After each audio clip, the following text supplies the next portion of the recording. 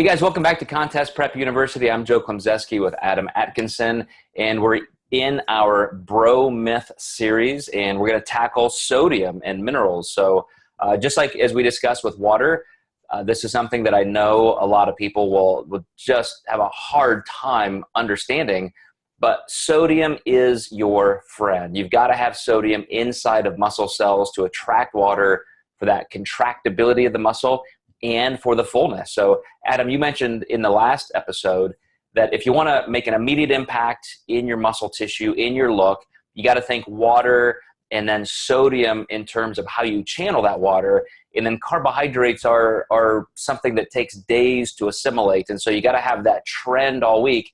No matter how much carbohydrate you shove in your mouth on contest day, you're just not going to get fuller. If anything, you're just going to spill over from the digestive process. But to fully seat and assimilate that glycogen takes 1 to 2 days minimum. So we've got to rely on water. But now to move that water where we want it, it takes some sodium. So how do you handle sodium for the entire peak week and then specifically on contest day?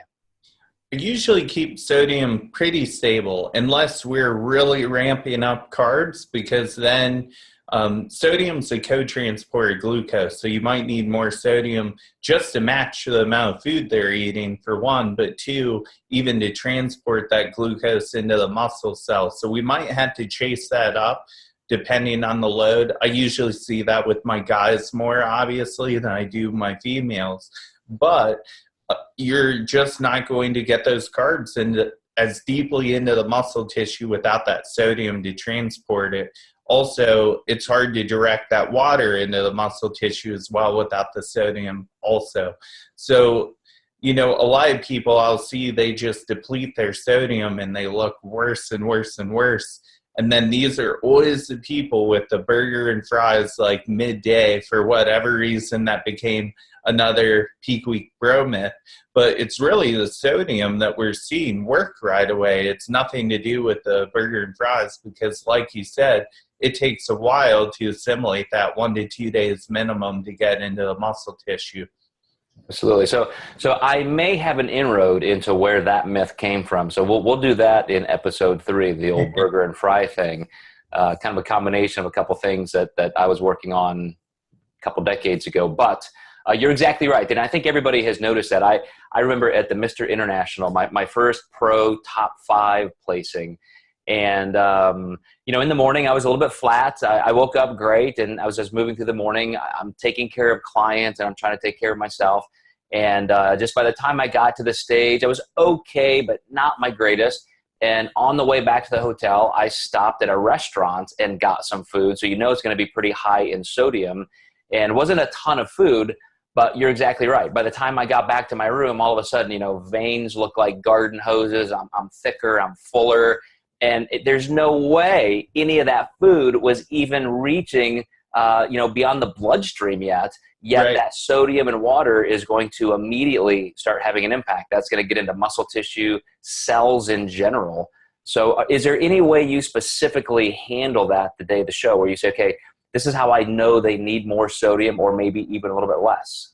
Yeah, a lot of it can depend on their tightness, especially if like I'm seeing vascularity, but I feel like they can be tighter. I know water is in a good spot. I know their temperature is okay because I'm seeing that vascularity.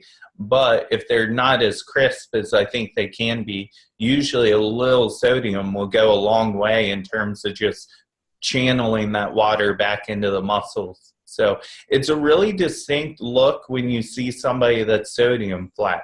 And it's interesting because I feel like we as coaches can tell that physiology with our clients, but then you have judges that'll tell your clients, oh, you were holding water, and you know they're not looking at pictures every 3 hours like we are. That's a really tough call for a judge to make.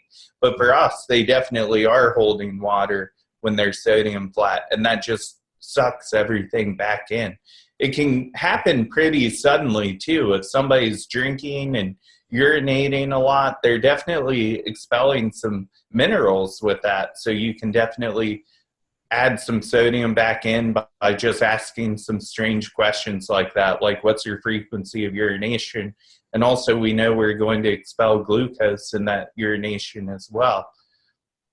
Yeah, and you're exactly right. When somebody is flat because they don't have enough sodium, they are going to look a little bit less tight because now that water isn't in the muscle tissue specifically, and the muscle tissue is just flatter. So the volume of the body is decreased. You're not stretching out the skin as much. So it's a good test, like you said, Adam, to even just use a little bit of sodium, have the client take a picture 30 minutes later and see how much then they drew that water back into the muscle tissue. So I'm glad you guys said that, because 30 minutes, it really is that fast of a change when you fix that. And a lot of people are mind blown when they see what a difference 20 to 30 minutes can make after some salt, but it can be paramount for winning your class if you catch it.